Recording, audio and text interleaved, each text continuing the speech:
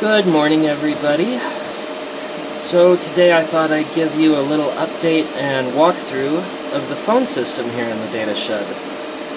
The last one was a while back and it was all mixed in with servers and networking and VMS clusters and all this other stuff. And I thought that maybe there would be some people watching the channel who were more interested in just telecommunications, phones, all that kind of thing. So that's what this is going to be today. And I'm going to start with the 66 blocks that you see in frame right now. I'm in the Datashed. Let me back up a little bit here. This is kind of a wider view of everything going on out here. There's a test set up there. Anyhow, so I'm going to start at the 66 block here on the right. Okay, so we've got a 25 pair cable right here. It's going down, down, down, down, down, and then it runs off into that big old conduit down there, and that goes into a closet in the house. And it comes out on the left side of the 66 block. And it's set up to give me, let's see, 5 lines for the Merlin Legend MLX phones and whatnot that require all that. Here, here, here, here, and here.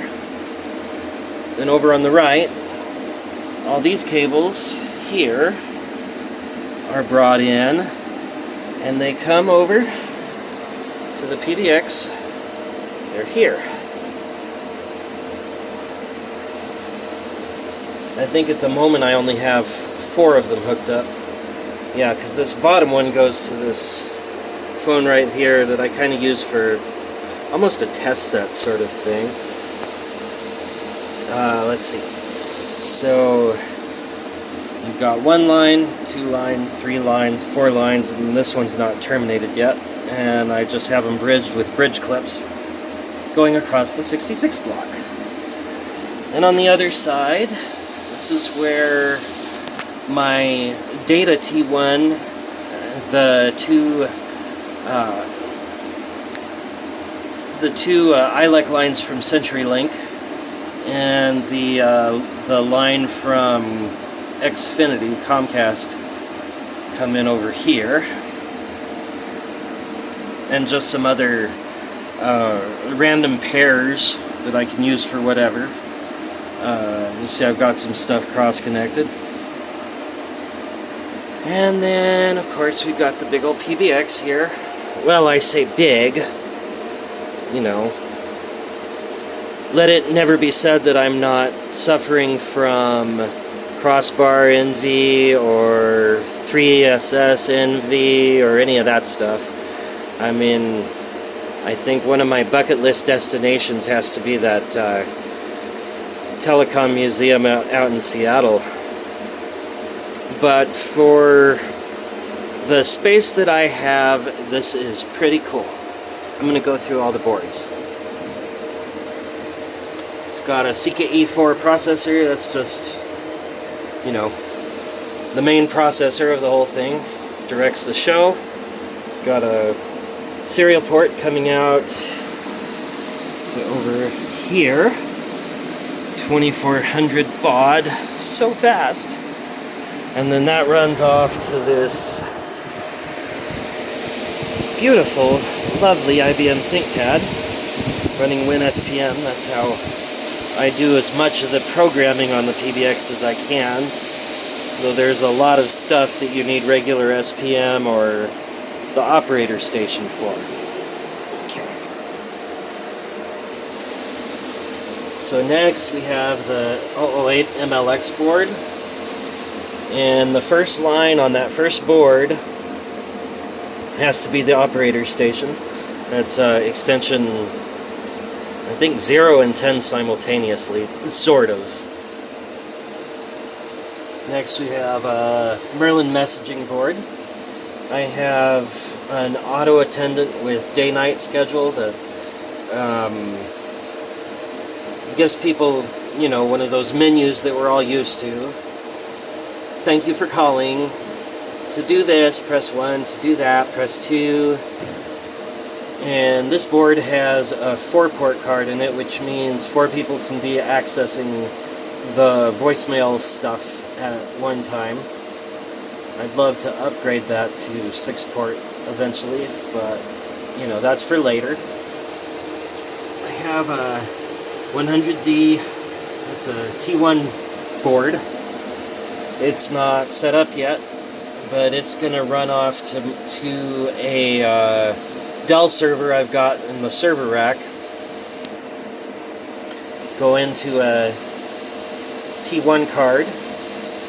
That server runs Asterisk, so I plan to bring in all my DIDs from VoIP.ms on there, hopefully, if I can figure out the Merlin configuration, and hopefully get some extra capacity for like outcalling and stuff. Because one of the cool things you can do if you have enough phone lines is, like, say, you can have like a hunt group. Okay, that's where it's going to try this extension, that extension, blah blah blah. And without calling, what that could do is, if none of the extensions pick up, you know, presumably you're trying to reach a particular person, it can then call that person's mobile phone. But that takes 2 trunks, one for the inbound call and one for the outbound call. Now, right now, the only active trunk I have is a loop start trunk. Of course, it's loop start. Who does ground start anymore? And yes, it does have clearing problems at times. That trunk is coming from Comcast. So you have one inbound call, that takes the only outside trunk that I have, so you can't outcall. So I'm hoping that by using this T1 line and connecting to Asterisk, I can use VoIP for outcalling and get access to way more capacity that way. And I have something like 12 or 16 inbound numbers that I'd like to bring in here as well. Maybe I can configure a hunt group from the VoIP.ms side, so you call one number but get the correct trunk based on whatever's free. But that's another story for another day. Anyway, now we have this 408 MLX GS LS ID, it's a mouthful, board. On the top we have 4 trunk lines. They can be ground start or loop start. Only the green pair is actually lit up right now. That's the Xfinity trunk. I think that's extension or trunk number 806, I want to say. But that's how we get inbound and outbound from the rest of the public switch telephone network. And this board is, I guess it's theoretically nice that it supports caller ID, but it doesn't actually work. The caller ID mechanism, I guess, that CenturyLink and Xfinity and all the rest of them use isn't successfully decoded by this. I believe that's a known issue with these boards. I could be mistaken about that, though. I usually am wrong because, you know, I'm not really that skilled at all this stuff yet, but I'm learning. Then in the last slot, we have an 016 with ring gen. That's just, you know, normal analog phones, modems, fax machines, whatever. Right now, this very bottom cable here goes off to the built-in wiring in my house, which is just, you know, your typical daisy-chained thing where you have multiple handsets on one extension, basically. I have a cheap little AT&T push-button phone in the kitchen, and then I have an automatic electric, I think an AE40, rotary dial in the living room. But this thing has a problem. As these boards have a tendency to do, the ring generator on this thing is dead as a doornail. And believe it or not, this is my third board. I have replaced this thing twice because the same thing always happens. Well, the first one I got was an 012 and its ring generator didn't work to begin with. Then I got another 016 with ring gen, lasted for a bit, then it went out. Then got this one, lasted for a bit, and once again it went out. And now I actually have no dial tone on any of these extensions either. So either I have a weird configuration issue or this board's completely dead. We'll see. Oh, and also there's a little tiny connector there that goes off to this US Robotics Courier modem for emergency access to the out-of-band management network. Obviously I need to focus. Need to get the serial port connected to a machine. All of this is powered off this UPS down here, and it's way overkill for my phone system. So, I mean, it gives me hours and hours and hours of runtime. This power strip comes from there. Got another one over here for my pretty pink, purple, whatever they are, LED lights. Then an MLX 10D handset that I can use for testing. You know what's really cool? The closet in the house where the other end of this 25 pair cable terminates into another 66 block has another one of these. So if I have a friend over, or my wife's helping me or whatever, diagnose issues between here and the house, we can be talking on those two handsets.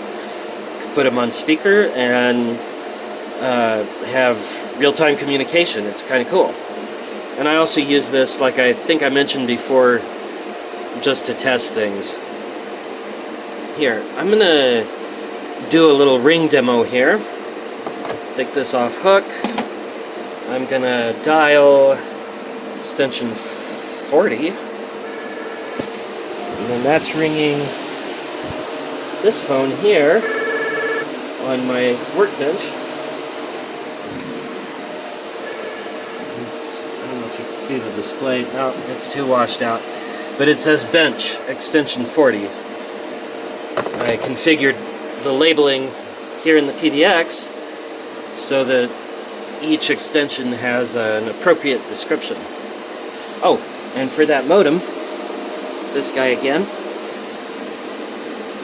the auto attendant has a hidden submenu option that will dial that extension. Of course, without a working analog board over there, it's not going to really help anything or work, but, you know, maybe it can be fixed, or I can get another one again. I really wish we could come up with a way to make that more robust. Maybe someone could hack the hardware or something, figure out what the big weakness is. That would be awesome. Anyway, come over here. This is the operator handset. I think this is an MLX 20L with the direct, or the DSS. I think that stands for Direct Station Selector. Correct me in the comments if I'm wrong about that. But this is the only station where you can actually program the PBX. There's a whole menu system. If I hit menu, it says sys program.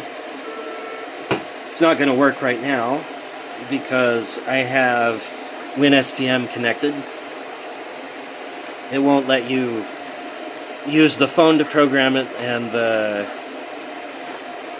the software to program it at the same time. So anyway, that's pretty much the extent of the phone system. If you have any questions or comments, please feel free to leave them down below. And I hope you enjoyed the video. Talk to you all later. Bye.